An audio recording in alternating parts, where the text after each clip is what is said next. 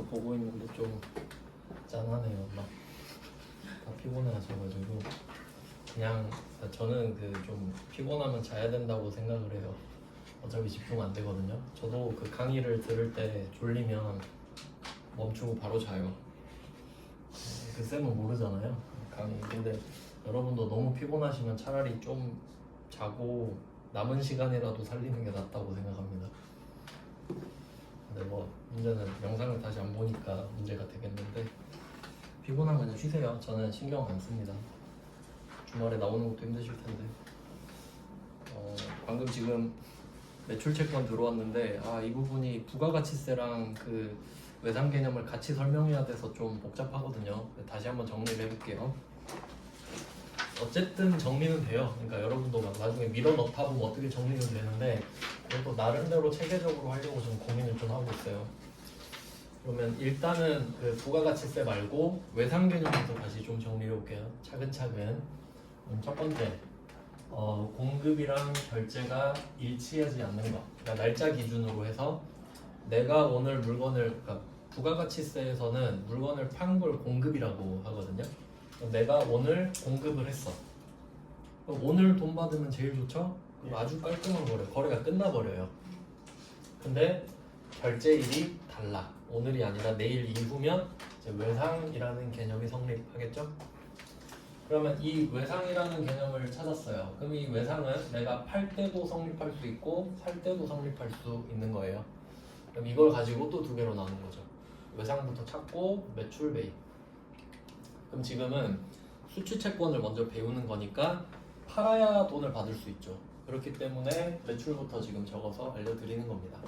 그래서 뭐 방금 한 걸로는 제품 매출, 상품 매출 이렇게 매출이 되니까 매출 채권 이렇게 된다고 말씀을 드렸는데 한 김에 바로 매입이랑 좀 연결을 해보면요. 매입을 할 때는 원재료랑 상품을 사는 거거든요. 뭐 그냥 상식적으로 생각을 해볼게요. 여러분이 제조회사예요. 전산회계 1급은 제조회사인데 제조회사는 제조를 해야 되잖아요. 그러면 뭘 사와야 제조를 하지. 그러니까 이거는 논리적으로 말이 안 돼요. 만약에 제품을 사왔다?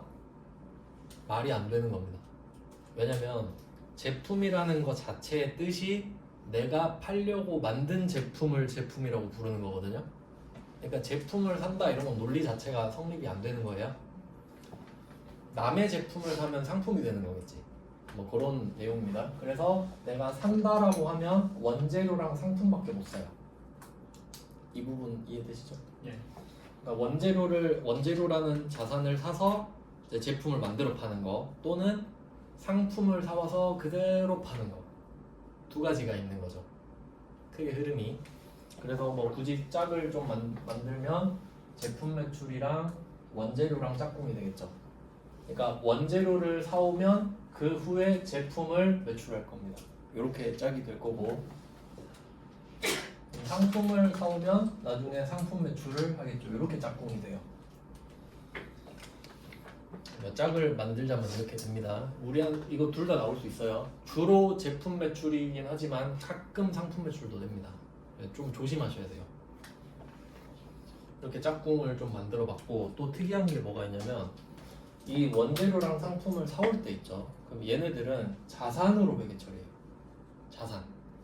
그냥 생각하면 내 거 맞죠? 원재료도 내 거, 상품도 내 거. 이제 내 거니까 자산. 이거 자산입니다. 자산 증가. 그러니까 돈이라는 자산이 나가는 대신에 원재료 상품이라는 재고 자산이 생기는 거겠죠. 이렇게 되는데 자 근데 팔 때는 제가 아까 제품 매출에다 수익이라고 적었죠.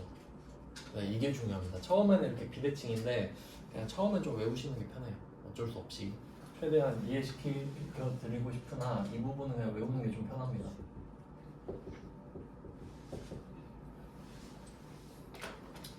요 자세한 거는 재고자산에서 좀 설명을 드릴 거예요. 지금은 그냥 외상이라는 것만 좀 배우고 재고자산 가서 이 수익인 이유를 좀 알려드릴 겁니다. 재고자산 가서 또 따로 배워야 돼요. 네, 그럼 이렇게 정리가 됐어요. 매출은. 그러면 이제 제품 매출이랑 상품 매출은 우리 입장에서 맨날 하는 거니까 매출 채권이고 거기서 어음을 받으면 받으러음이라고 쓰는 거고 그게 아니면 외상매출금이라고 쓰는 겁니다. 그러니까 사실 어음이냐 아니냐 이렇게 보는 게 좀 편해요. 어음이냐 아니냐.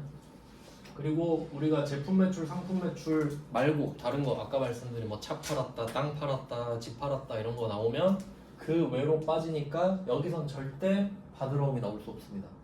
절대로. 그래서 그냥 미수금이에요. 그러니까 주주들은 그게 안 궁금한 거예요. 어차피 제품 매출한 것도 아닌데 어차피 외상 아니냐 이렇게만 그냥 보는 겁니다. 그럼 이제 반대로 매입으로 가볼게요. 물건을 우리가 살 때도 배울 거니까. 그러면 매입은 맨날 사는 것만 매입이라고 하는 거예요. 그럼 우리 입장에서 원재료 상품을 사야 매입이 되겠죠. 그럼 이거에 대해서 외상을 하면 매입 채무가 될 거고 매입이니까 이거에 대해서만 어음을 받으면 지급어음. 아유, 내가 어음을 줘야겠죠 이번에는. 내가 원재료를 받았어요. 그럼 상대방이 돈을 달라고 할 거 아니에요? 그럼 어음만 땡겨놓고 다음에 줄게 하니까 지급어음. 어음만 지급해놓고 돈은 나중에 줄게. 또는 말로 그냥 대충 다음 달에 줄게 외상매입금 이렇게 나눠지고 반대로 그 외로 가면 원재료 상품 빼고 나머지를 살 때 외상을 하면 미지급금이 되는 겁니다. 구조는 이런데 시험에서는 그러니까 미수금, 미지급금 아마 여러분 처음에 많이 헷갈리실 거거든요. 근데 둘 중에 미지급금이 훨씬 많이 나옵니다. 그러니까 이유를 생각해 보게 그냥 분석해 보면 그냥 상식적으로 생각을 해봐요. 삼성전자가 물건을 팔 때 주로 갤럭시 팔겠죠. 그러니까 맨날 제품 매출 나온단 말이에요. 그러니까 한 80% 이상이 맨날 제품 매출이야. 팔 때는. 그러니까 거의 답이 정해져 있어요. 그러니까 매출 채권이 주로 나오겠죠. 근데 살 때는 우리 원재료 상품만 사요. 아니 뭐 저기 거래처 선물도 사야 되고 뭐 직원 밥도 사줘야 되고 어쩌고 저쩌고 많이 나오죠. 근데 그거에 대한 걸 카드 결제로 많이 한단 말이에요. 카드는 외상거래죠. 그러니까 그 외에 외상거래가 나오니까 미지급금, 카드 이렇게 많이 나와요. 필연적으로. 생각해보면 그러겠죠. 그래서 미지급금이 훨씬 빈도수가 높다라는 거 그냥 참고하시면 되겠습니다. 미수금은 그렇게 많이 나오진 않고. 이렇게 해서 일단 회계 파트를 좀 정리한 거예요. 외상. 그 다음에 이제 부가가치세 쪽을 좀 이제 이런 게 헷갈려요. 그러니까 이게 회계만 하려고 하는데 세법이 끼어들어서 세법을 모르면 회계를 못 하게 되니까 이제 전표에 대해서 좀 알려드릴게요. 우리가 이제 전표를 쳐야 되는데 두 개가 있거든요. 첫 번째가 매입 매출 전표고 그리고 그게 아닌 게 일반 전표입니다. 그러니까 여러분은 그 상황에 맞게 이 전표에 쓸지 저 전표에 쓸지 판단을 해서 적는 겁니다. 그러니까 어디에 적을지부터 구분을 해야 되고 그리고 어떻게 적을지 이렇게 가야 되는 거거든요. 그러면 이 두 개의 기능이 좀 다르겠죠. 그럼 여기서 매입 매출 전표랑 일반 전표인데 일반 전표가 아무래도 좀 특징이 없어 보이죠. 여기 이름 보면 매입 매출 전표라고 돼 있죠. 이유 매입 매출을 왜 굳이 이렇게 적어놨을까? 이때 부가세가 있거든요. 아까 보셨죠? 매입할 때 부가세 내야 되죠. 매출할 때 부가세 걷어야 되죠. 그러니까 매입 매출 거래를 여기다가 적어놓으면 부가세 관리가 되더라 이거지. 그래서 이게 중요한 겁니다. 전표 중에는 매입 매출 전표가 중요하고 이유는 얘가 부가가치세 신고서. 지금 잘은 몰라도 부가세를 여러분이 신고 납부하셔야 되거든요. 직접 신고. 그러니까 세금 하면 약간 이런 느낌 아닌가요? 자동차세처럼 자 이번 달에 얼마 내세요? 뭐 이런 게 좀 세금 느낌이잖아요. 근데 부가가치세는 내가 계산해서 내가 신고, 내가 납부. 그럼 어떻게 믿냐? 믿는 건 아닙니다. 의심스러우면 세무조사. 왜냐면 기업이 막 몇백만 개 되는데 어떻게 다 해주겠어요? 일단 신고해봐라. 이상하면 내가 들어갈게 이런 느낌이에요. 그래서 신고납부 제도니까 우리가 신고를 해야 되거든요. 그럼 신고서를 만들어야 될 거 아니에요. 근데 솔직히 부가가치세 신고는 되게 간단해요. 전 친구 거도 많이 해줬거든요. 부가가치세 신고 정도는 진짜 간단합니다. 여러분 배워서 바로 하실 수 있을 정도. 근데 소득세 같은 게 좀 어렵죠. 근데 이 신고서는 왜냐면 여기 매입 매출 전표에 거래를 다 옮겨 적잖아요. 그럼 나중에 3개월마다 결과물을 여러분이 보실 수 있죠. 그대로 되면 되거든요. 긁어가지고. 그래서 이 메인 매출 전표만 그때그때 잘 적어도 부가세 신고는 끝이다 라고 생각하시면 돼요. 즉 이게 자동 반영됩니다.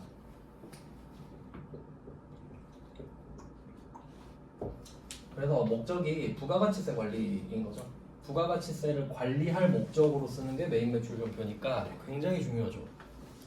즉 이 부분이 회계랑 세법이 섞이는 부분인 겁니다. 회계랑 부가가치세법이 섞여 있는 부분이고, 그럼 일반 전표는 매입도 아니고 매출도 아니고 이런 것들이 일반 전표로 들어가는 겁니다.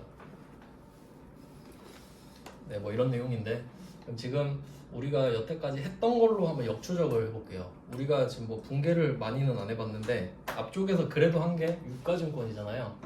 막 단기무효증권 사고 팔고 매도가능증권 사고 팔고 해봤었죠. 근데 그때는 뭐 우리가 전표 이야기 안 했었잖아요. 근데 부가세 뭐 이런 거 보신 적 없으시죠? 이유가 뭐냐면 유가증권은 면세입니다. 그러니까 부가가치세가 면제된 거래예요. 주식이랑 채권 같은 거는. 그러면 생각을 해보세요.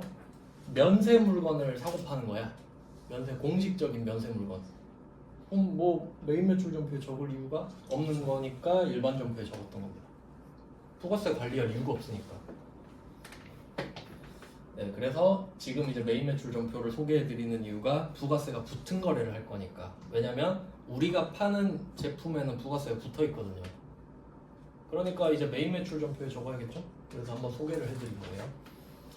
근데 또 특이한 게 뭐냐면 방금 그 02번 문제 있잖아요. 5페이지에 돈 못 받았죠 지금. 네. 근데 부가세가 잡히죠. 이게 특이한 거예요. 그럼 제가 회계 처음에 할 때 발생주의라고는 말씀드렸죠. 그러면 이게 처음에 이게 헷갈려요. 지금 우리 두 개 해야 돼요. 회계랑 부가가치세 두 개 다 해야 돼요. 맞죠? 둘 다 들어가 있잖아요. 그러면 회계는 발생주의가 맞단 말이에요. 맞죠? 그럼 이 말은 내가 돈을 못 받아도 물건을 팔았다가 성립이 돼야 된다는 소리입니다. 그럼 그건 맞죠? 근데 부가가치세는 발생주의냐? 부가가치세는 발생주의라고 하긴 좀 그런데 부가가치세를 걷기 위해 만든 세법이잖아요. 그럼 국세청 입장에서 세금을 빨리 걷고 싶거든요. 그러니까 외상으로 팔아도 일단 부가세를 내라 그래요. 그러니까 부가세는 발생주의 개념은 아닌데 공교롭게 회계랑 다행히 맞아요. 그러니까 이건 아셔야 돼요. 그러니까 우리가 지금 뭐 구분 없이 하고는 있지만 회계랑 부가가치세법이 아다리가 다행히 맞아요. 그러니까 한 큐에 할 수 있다라는 건 정도는 아셔야 돼요. 그러니까 두 개를 같이 하는데 똑같아서 한 번에 할 수 있다 정도는 아셔야 된다. 네, 뭐 그냥 그렇고. 그러면 여기까지 하면 이 정도 하면 되려나? 네. 그래서 이제는 하나씩 다 설명을 드리면서 할 겁니다. 어디 전표에 써야 된다고. 그럼 이제 다시 수취채권을 좀 볼게요. 이제 좀 밑밥을 깔았으니까 볼 수 있을 것 같습니다. 그럼 5페이지로 다시 가셔서 3-1번의 수취채권 중에 매출채권입니다. 그럼 01번 매출채권이랑 주된 영업활동 이거를 표시할게요. 주된 영업활동 그러니까 맨날 하는 거다. 맨날 하는 거. 그러니까 영업이 생업이라고 보시면 돼요. 생업, 본업 정도로 해석을 하시면 됩니다. 그럼 그 영업활동에 상품이나 제품 판매 혹은 뭐 서비스를 제공하고 아직 돈을 못 받은 경우 그 금액을 말한다. 여기서 아직 돈을 못 받은 경우 그게 이제 채권이겠죠. 아직 돈을 못 받았으니까 채권이고 주된 영업활동이니까 매출이고 이렇게 해석이 돼요.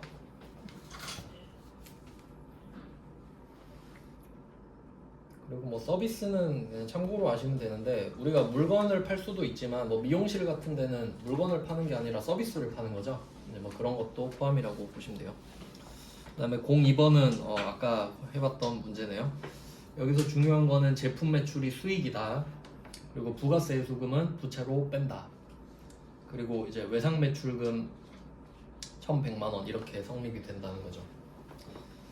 그러니까 나중에는 또 어떤 것까지 배우냐면 제가 아까 수취채권에는 반드시 대손이라는 이슈가 생길 수도 있다고 말씀을 드렸는데 좀 최악의 상황을 미리 좀 말씀드리면 지금 그 유정한테 물건을 줬잖아요. 예. 근데 돈은 아직 못 받았죠. 1,100. 근데 우리 부가세는 100 내야 되거든요. 그럼 냈다고 할게요. 근데 상대방이 돈을 안 줘버린 거예요. 그럼 최악이죠?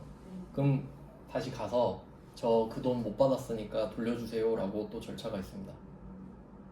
그러니까 100만 원은 돌려주세요 해야 될 거 아니에요. 내가 1,100을 못 받았으니까 그런 게 있을 수도 있겠다라고 생각하셔야 돼요. 왜냐면 돈을 못 받아도 일단 내야 되니까, 법상으로. 그런 게 있습니다. 일단 내야 합니다. 그러면 02번은 제가 일부러 카드 결제한 걸로 문제를 냈습니다. 아까 뭐 소개해드렸던 대로 어음을 받은 게 아니니까 외상 매출금이고, 그러니까 이게 절차가 중요해요. 우리가 제품 매출을 했죠. 그게 시작이에요. 제품 매출이 1번이 되는 거예요. 그러니까 내가 제품 매출을 했다는 것 때문에 외상 매출금 받으러움이 나올 수 있다, 이렇게 좁혀진 거잖아요. 근데 여기서 어음을 받은 게 아니죠. 그래서 외상 매출금이 된 거다. 근데 카드 결제를 했기 때문에 카드 회사한테 돈을 받아야 되니까 거래처가 삼성카드로 바뀌었다, 이렇게까지 3단계로 보셔야 돼요. 그러니까 절차를 내가 정해야 된다는 거죠. 그리고 이 부가세 예수금은 물건을 팔 때마다 계속 쌓일 겁니다. 그래서 실제로 이 정도만 아셔도 여러분이 나중에 뭐 장사할 때 있잖아요. 보통은 좀 현명하신 분들은 어떻게 하냐면, 내가 지금 1,100만 원의 매출액이 생기잖아요. 그럼 대충 10% 정도를 세금 통장으로 아예 빼놔버려요. 그럼 그걸로 부가세 당연히 낼 수 있죠. 그리고 나중에 소득세까지 조금 도움이 되거든요. 그 정도 해놓으면 좋죠. 왜냐면 이걸 한 통장에 모으잖아요. 나중에 세금 내라 하면 기분 나빠요. 1,100 다 써놓고 나중에 100 내라 그러면 기분 나쁘거든요. 그래서 부가가치세가 조세 반발이 좀 높아요. 이 구조를 잘 모르시니까 다들. 그럼 이제 카드 결제를 했어요. 그럼 이제 연결해 놨는데 03번으로 보시면 카드 매출 대금, 그러니까 여기서 350만 원 돼 있는데 여기가 방금 본 02번에 이게 1,100이랑 똑같다 보시면 돼요. 그리고 제가 일부러 좀 무리하게 부가세를 좀 껴놓은 이유가, 이 매출 대금 350만 원 있죠. 여기에 부가가치세 포함되어 있습니다. 이걸 아셔야 돼요. 맞죠? 당연히 맞는 거죠? 그러니까 지금 이번에 우리가 받아야 될 금액이 1,100이잖아요. 그 1,100이 3번 문제로 와서 350으로 바뀌었다 생각하시면 되거든요. 그러니까 이 350에는 당연히 부가세가 포함되어 있죠. 왜냐면 여러분은 부가세까지 같이 받으셔야 되잖아요. 그러니까 이걸 아시라고 제가 무리해서 좀 넣어놓은 겁니다. 어차피 계속 반복하면 익숙해지시거든요. 그 부분 이해되시죠 이제?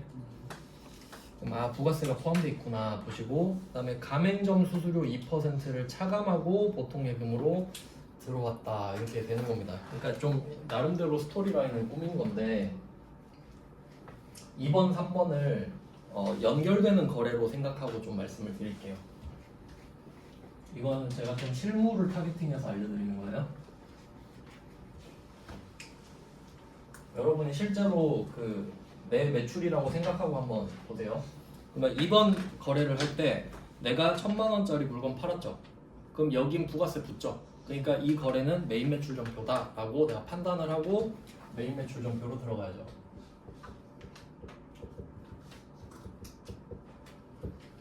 3번 문제로 좀 제가 맞춰서 설명해 드릴게요. 금액을 아예 똑같이 해서.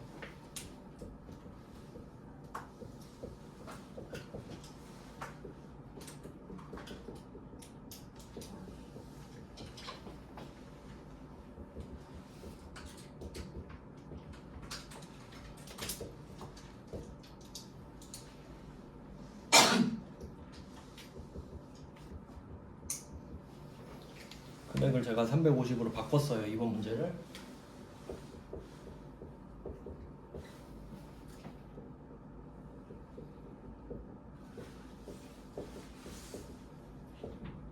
그러니까 뭐 답은 밑에 다 적혀 있으니까 여러분은 이 파란색 글씨 있죠? 이 정도만 좀 추가로 적으시면 나중에 볼 때 도움이 된다라는 거예요, 공부를 하실 때. 그러면 이렇게 하면 제가 실제 금액 한번 알려드릴게요. 실무를 알려드릴게요. 그럼 내가 외상 매출금 350을 받았던 소리는 얼마짜리 물건을 팔았던 소리냐면 110분의 나누기 110분의 곱하기 100을 해야 됩니다. 왜냐면 부가세가 10%니까 물건값이 100%면 그 물건값 100%에 부가세 10%가 붙는 거거든요.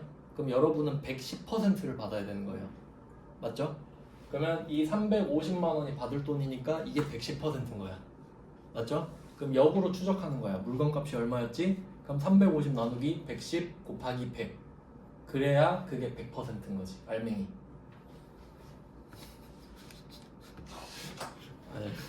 죄송해서 괜히 무슨 말인지 모르시겠죠? 네, 써볼게요 일단. 그 여러분 혹시 밥 먹고 영수증 같은 거 보면 금액이 막 예쁘게 안 돼 있잖아요. 네. 8. 그 이유가 이것 때문이에요. 예를 들어볼게요. 지금 복잡하니까 여러분이 만약에 5,500원짜리 밥을 먹었어요. 그러면 영수증에 이렇게 써있다. 5,500 그러니까 뭐 VAT 이런 거 봤죠? 부가가치세거든요. 그럼 뭐 여기에 뭐 공급가액 이렇게 해서 5,500원 여러분이 5,500 냈다 이 소리예요. 얼마나 보기 좋아요 이렇게 하면. 근데 이게 110%죠. 근데 5,000원짜리 밥 먹었다 해볼까요? 그러면 얘가 5,000원이잖아요. 여러분이 낸 돈이 5,000원이니까 그럼 밥값을 추적해보자 이거지. 그럼 얘가 110%죠. 그럼 밥값은 이걸 110으로 쪼개서 다시 100개를 모아야 될 거 아니에요. 그러니까 뭐 이런 금액 많이 모셨죠. 네. 그래서 이렇게 되는 거예요.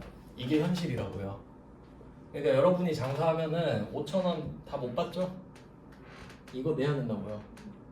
근데 이게 이거고 이게 이건데 그럼 지금 5,500 중에 5,000원 110분의 100 110분의 100 4545 이게 110이니까 110으로 쪼갰다가 100을 붙인 게 3181818 실제로는 이래요. 그러니까 신고할 때 1원짜리가 떨어져요. 신고할 때 왜냐면 1원짜리가 있으니까. 그러면 여기에다가 곱하기 10%를 하면 부가세가 318182 이게 현실입니다. 현실.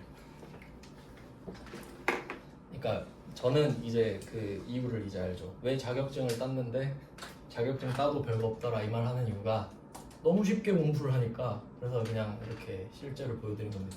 이해되시죠? 그러면 여러분이 물건을 팔았을 때는 이것밖에 번 돈이 아니라니까요. 이 부분은 부채로 신고서로 들어가 있겠죠. 그리고 받을 돈은 350 받긴 받아야지. 그러니까 350을 받아서 318182를 내야 되는 겁니다. 그러니까 350을 받아야 되는 거지. 이해되시죠? 그러니까 금액이 예쁘지 않을 거라는 거지 실제에서는.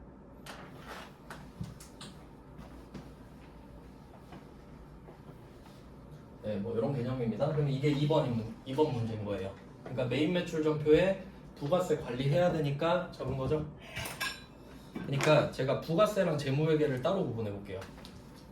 내가 이거 부가세 관리해야겠네 하니까 메인 매출 전표에 적은 거죠. 그럼 이게 부가세 라인이에요. 빨간색은. 근데 내가 또 재무회계를 해야 돼요. 나 제품 매출했네. 그러면 외상 매출금 아니면 받으러움이네. 안 받았으니까 외상 매출금이네. 이게 회계 라인. 그러니까 회계랑 세법이 섞일 수밖에 없습니다. 항상.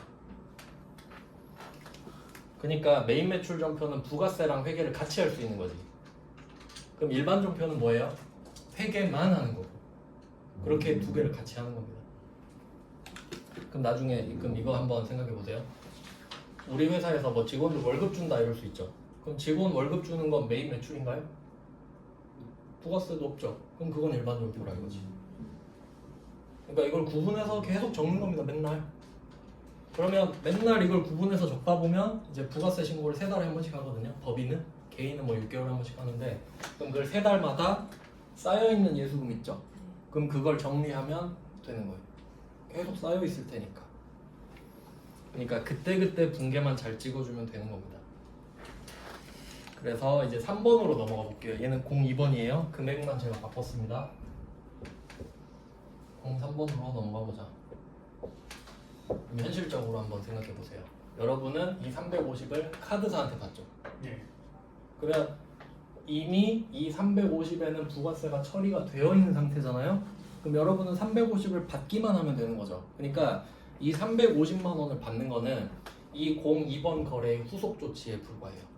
거래는 이미 됐어요. 거래는 이미 됐고 돈만 못 받았으니까 그 돈을 받는 건 후속 조치일 뿐인 거죠. 그러니까 이 외상대금을 나중에 받는 거는 일반 전표에 쓰는 겁니다. 부가가치세를 또 내진 않잖아요. 거래가 성립했을 때만 부가세가 딱 생기는 거지 350은 그냥 받기만 하면 되죠. 그래서 이걸 받아보자 이거죠. 그러면 지금 카드 회사는 다른데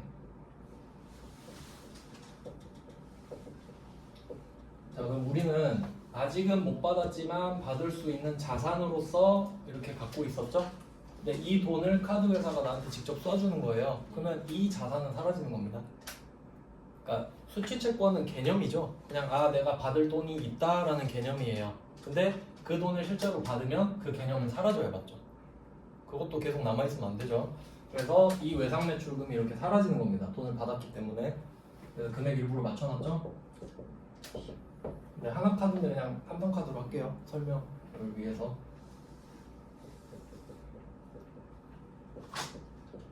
자, 그럼 얘는 자산의 감소가 이루어지는 거죠.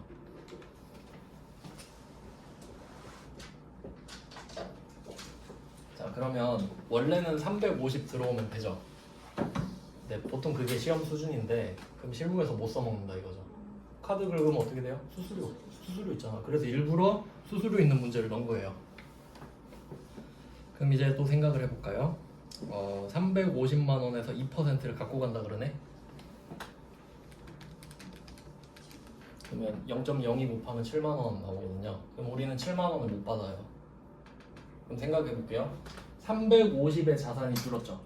그러면 343만 원 들어오거든요. 7만 원 빼고. 그러면 350의 자산이 감소, 343만 원의 자산이 증가하면 순자산이 7만 원 감소한 거예요. 맞죠? 그럼 그걸 비용이라고 부르기로 했어요. 그러니까 비용인 거죠. 그럼 그 비용 이름이 뭐냐? 수수료 비용이네. 왜 수수료니까? 자, 그리고 생각을 해볼게요. 수수료 비용인 건 알겠어. 그럼 제가 비용 3개 있다 그랬죠. 500, 800, 900. 그럼 어떻게 거르는 거냐면 일단 900은 쉬워요. 이 비용이 우리 사업과 전혀 관련이 없냐? 그럼 900이거든요. 아 근데 카드 결제는 사업에 꼭 필요한 거죠. 그럼 900은 아닌 거예요. 그럼 900은 빼고 500, 800 중에 고민을 하는 거예요. 그러면 500이냐 800이냐 500도 쳐내는 게 쉬워요. 500은 제품을 만들 때 써야 돼요. 그것도 아니죠. 900도 아니고 500도 아니죠.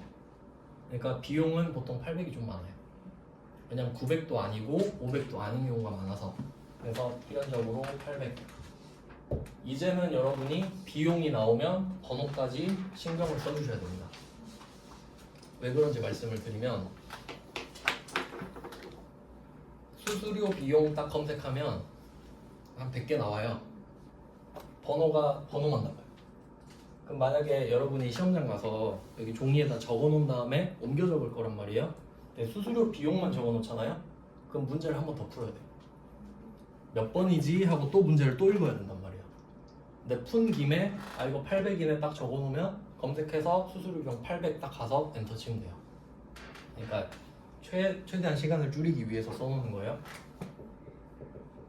그럼 순자산의 감소 7만 원이 발생했으니까 7만 원을 씁니다.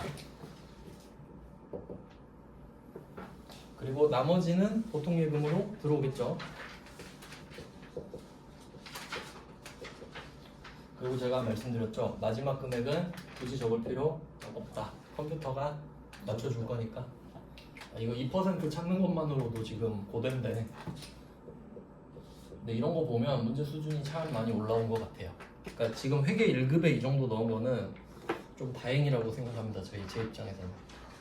그래야 여러분이 실무 가서 안 힘들어요. 차라리 공부할 때 힘든 게 낫지 실무 가서 힘들면 진짜 답도 없습니다.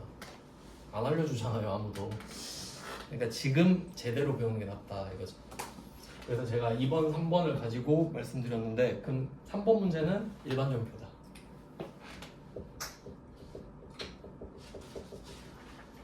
그래서 여기서 중요한 거는 이 두 개가 하나의 거래입니다. 맞죠? 왜냐면 이때 돈을 못 받았잖아요. 그러니까 이 두 개의 붕괴를 시간차를 두고 했죠. 네. 근데 결과적으로 볼까요? 여러분이 이 두 개를 각각 몇 월 며칠 할 줄 몰랐잖아요. 근데 이것도 했고 이것도 했죠 결국. 그러면 잔액을 생각해 보잖아요. 그러면 얘가 생겼다가 없어졌으니까 얘 둘은 장부에 안 남아 있습니다. 맞죠? 증가한 만큼 감소했잖아요. 그럼 뭐만 남았냐? 나는 이 돈을 벌었고 부가세 이만큼 내야 되고 그거에 대해서 350을 다 받은 줄 알았는데 7만 원은 나갔고 거기에 대한 건 이것밖에 못 받았다.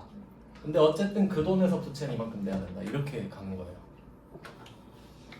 근데 지금 그냥 결과적으로 말씀드린 건데 이거는 그냥 저는 이렇게 생각하지만 여러분 붕괴만 그냥 잘하면 돼요. 맞죠? 결과적으로 붕괴만 잘하면 알아서 다 해놓을 거 아닙니까 얘가?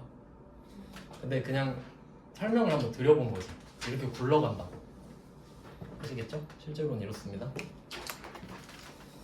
네, 실무에 가장 가깝게 설명을 해드리려고 조금 어려운 문제를 갖고 왔는데 여러분한테 도움이 될 거라고 생각해요.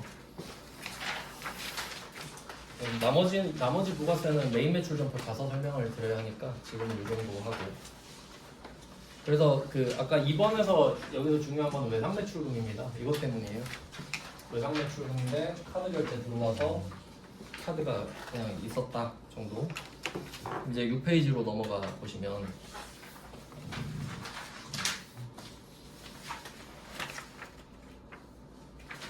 네, 이제 04번이죠. 제품을 판매하고 세금 계산서를 발급했다. 그러니까 이거는 그 회사끼리 거래할 때 그 부가가치세 낸 거 돌려받는다 그랬잖아요. 그러니까 지금은 설명드리기 너무 복잡한데 그 중에 세금 계산서를 받아야 된다라는 요건이 있어요. 그렇기 때문에 이제 주고 받는 겁니다. 필요하니까 달라 그러고 달라고 하니까 주고 뭐 이런 거 지금은 안 중요해요. 지금 우리는 일단 재무회계 위주로 봐야 됩니다. 그러면 04번을 보시면 이번에도 1,000만 원짜리 물건 팔았죠? 그럼 이때 제품 매출이 1,000만 원 수익이라고 그냥 일단은 외워야 된다고 말씀드렸고 거기에 대해서 부가세 예수금 100만 원이 붙었습니다. 자 그럼 결제를 어떻게 할 거냐 하니까 그 세금 계산서 그림 아래쪽에 보시면 결제 수단이 나오거든요. 그러니까 어음 800, 외상미수금 300 이렇게 써 있죠. 그리고 또 이게 처음에 헷갈리실 수 있는데 제가 막 그 계정 과목은 아까 빨간색으로 적고 했잖아요. 네. 네, 이 세금 계산서 아래쪽에 써 있는 결제 수단 있죠. 현금, 수표, 어음, 외상미수금 이 4개 있죠. 얘네들은 계정 과목 아닙니다. 그냥 일상 용어예요.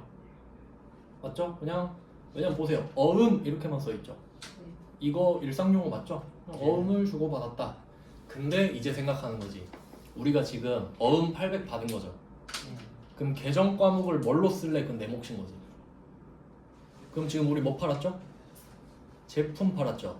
그럼 대변의 제품 매출이 1번. 제품 팔았네. 그럼 제품 매출이 나왔으니까 이제 외상으로 나올 수 있는 건 외상 매출금 받으러 옴 2개밖에 없죠.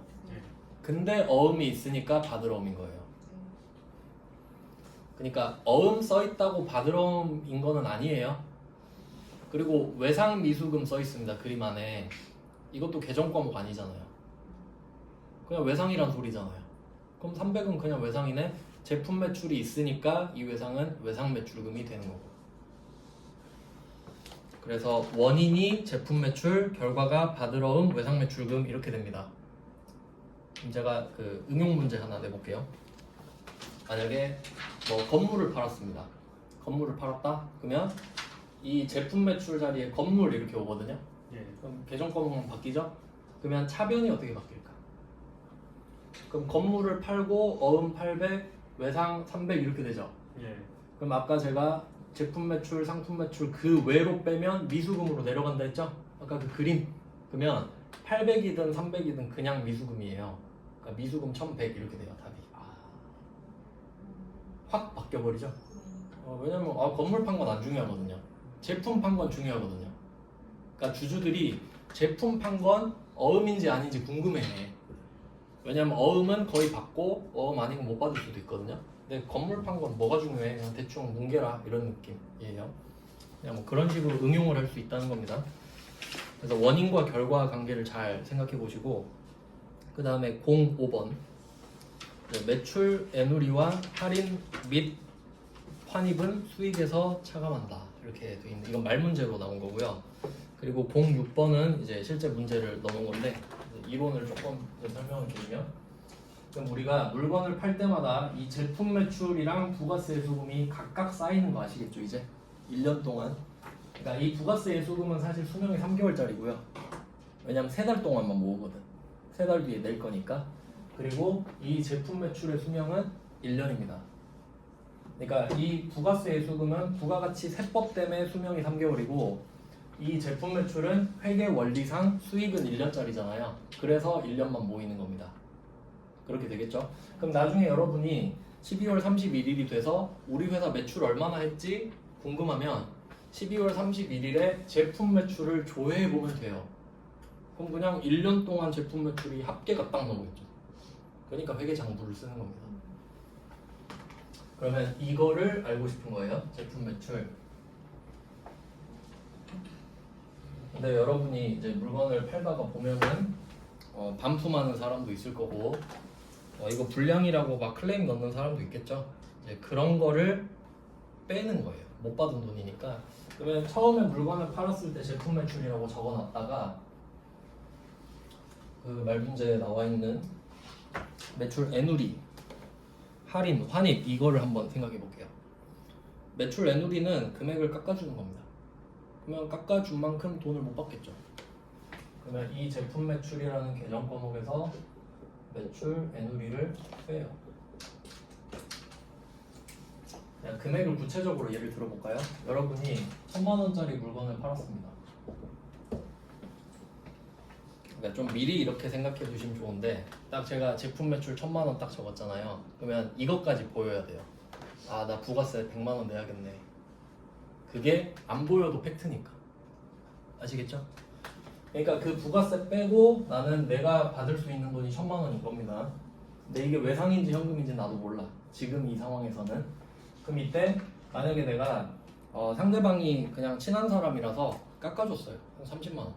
원래 1000만원짜리 물건인데 아 그냥 오늘 기분 좋으니까 970만 받을게요. 뭐 이렇게 한 거지.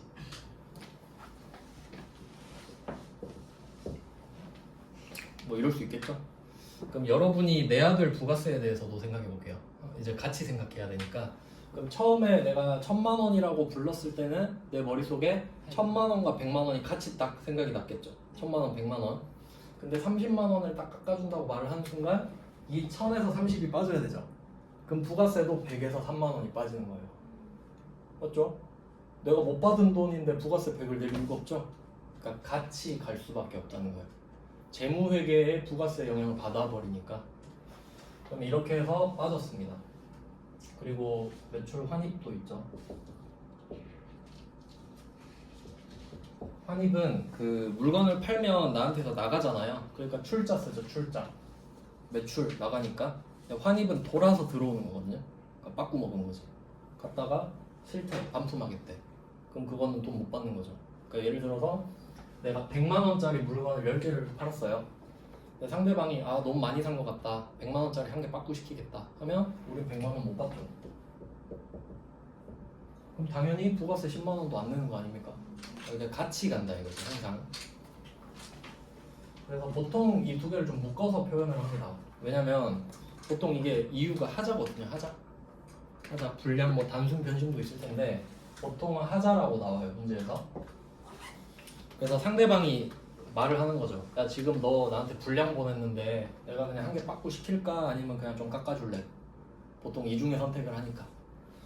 그리고 이제 마지막으로 나오는 게 매출 할인입니다. 실제로 3개가 있어요. 근데 여기서 특이한 거는 이 계정 과목을 구분한다는 게 좀 특이합니다. 그러니까 매출 애누리나 매출 할인이나 둘 다 느낌이 어때요? 깎아주는 느낌이죠. 근데 회계에선 이게 달라요.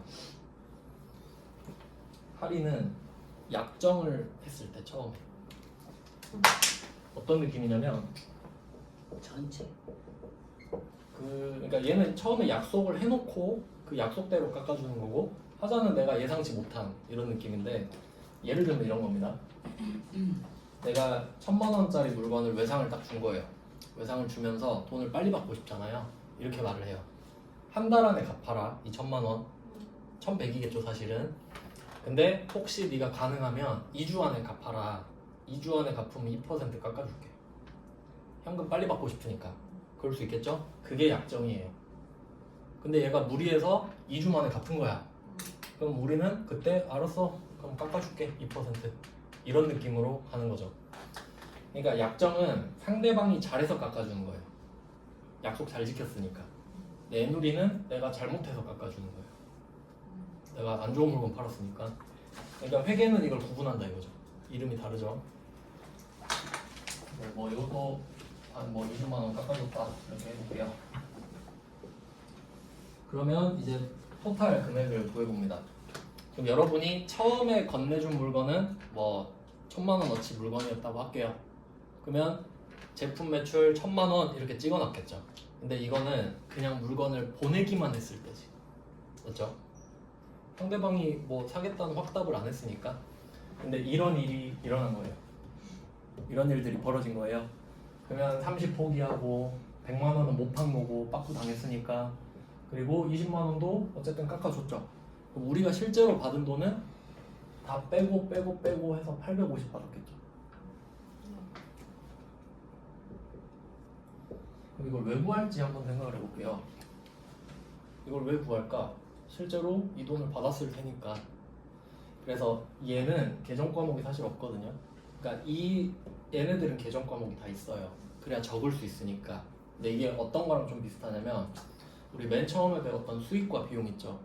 걔네들은 계정 과목이 있어서 다 적는단 말이에요. 수익 비용. 근데 이익이라는 계정 과목은 없어요. 왜냐면 그걸 빼면 되니까. 근데 얘도 그런 개념이거든요. 그래서 얘는 이름이 없는 애인데 이름을 굳이 붙여주자면 순매출입니다. 순매출입니다. 그러면 얘는 뭐냐? 얘는 제품 매출이라는 계정 과목을 달고 있지만 실제로는 총 매출이라고 부르는 거예요. 정체는 총 매출. 이렇게 구분이 되는데 그럼 실제로 막 어떤 회사 매출이 얼마다 막 이런 얘기 들어보셨잖아요. 그러면 어느 삼성전자 매출액이 얼마야 라고 했을 때 그 매출이 총 매출이겠어요? 순매출이겠어요? 순매출이죠. 왜냐면 극단적으로 예를 들어서 내가 1000만 원어치 물건을 딱 보냈어요. 그러면 총 매출이 1000만 원이죠. 근데 상대방이 1000만 원 다 반품한 거예요. 그럼 반품 1000만 원 찍히고 순매출은 얼마예요? 600원이잖아요. 근데 나 매출액 1000만 원이야. 그럼 거짓말이죠. 그러니까 순매출을 보는 거지. 그럼 이 개념이 너무나 당연하니까 삼성전자 매출이 얼마다 할 때 순을 빼는 겁니다. 너무 당연하니까 이거 총 매출을 말하면 안 되잖아요. 그러니까 너무 당연해서 매출은 순매출이에요. 그러니까 중요하니까 이걸 구하고 있는 거죠 지금. 그래서 이때 05번이 이겁니다. 다시 볼게요. 05번 매출 애누리와 할인 및 환입. 그러니까 세 개를 구분해서 밑줄 쳐도 돼요. 애누리, 할인, 환입.